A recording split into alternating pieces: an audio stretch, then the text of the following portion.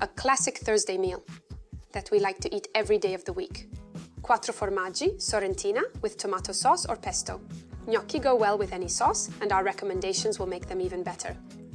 Potato gnocchi. Let's get started. Where else can we start when it comes to making potato gnocchi but with the main ingredient, potatoes? If possible, you should only use potatoes which have red peel and yellow flesh, like these ones. Among the varieties you'll commonly find on the market, these are the ones which have the most starch and least water. Ideally mountain potatoes or ones which have slightly aged. So we take our pot and put the potatoes in. They should be whole, with the peel. Then cover them with cold water. Then we cook them for about 30 to 40 minutes once they've reached boiling point. To check that they're cooked, I recommend that you test them by pricking them with a fork. They should be easy to pierce. With the potatoes cooked and still hot, in the center of the pastry board, I make a fountain shape with the flour, which I've already sifted. The reason we do this is so that only the necessary amount of flour is absorbed by the dough, which means that the gnocchi will be softer. Now I'm going to mash the potatoes in the middle. There's no need to remove the peel. All you have to do is just cut them in half. The peel will be left inside the potato masher. And there you go. If you do not have access to a potato masher, you can just crush the well-cooked potatoes yourself using a fork. I give it a quick knead to start off, then add the beaten egg and a pinch of salt.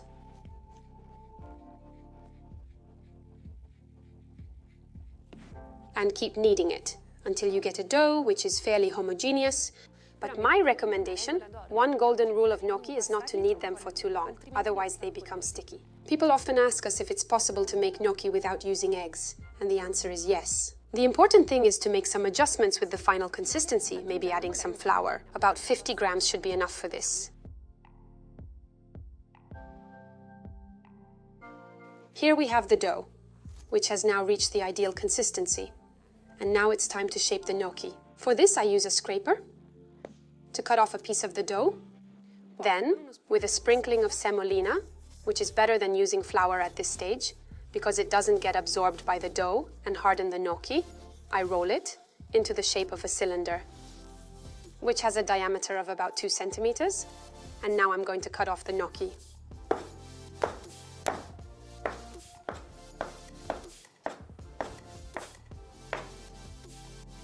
And here it is. And from this point on, there are differing schools of thought. Some people leave the gnocchi like this, with this kind of rectangular shape. Some people shape them with their palms to make them rounded, and this is my favorite version. While those who are more traditional line them out using a riga gnocchi, like this, gently dragging them with your fingers. This is a good trick because it makes the surface more rough, so that the sauce sticks to the gnocchi better. It also means you get this nice bowl, which helps to catch the dressing. If you don't have a riga gnocchi, as an alternative you can use the prongs of a fork. I'll show you how. Like that. Once each one is ready, I place the gnocchi on a cloth which has been sprinkled with semolina and move on to the others. Cooking the gnocchi. Boiling water, which I've already added salt to. I dip the gnocchi in a few at a time, using a skimmer to help me.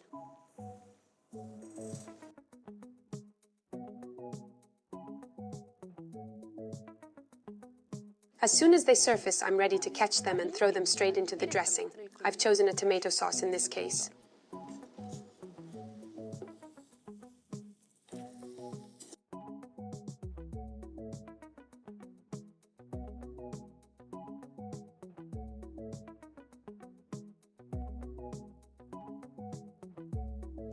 And here we have the potato gnocchi, which are simply perfect in every way.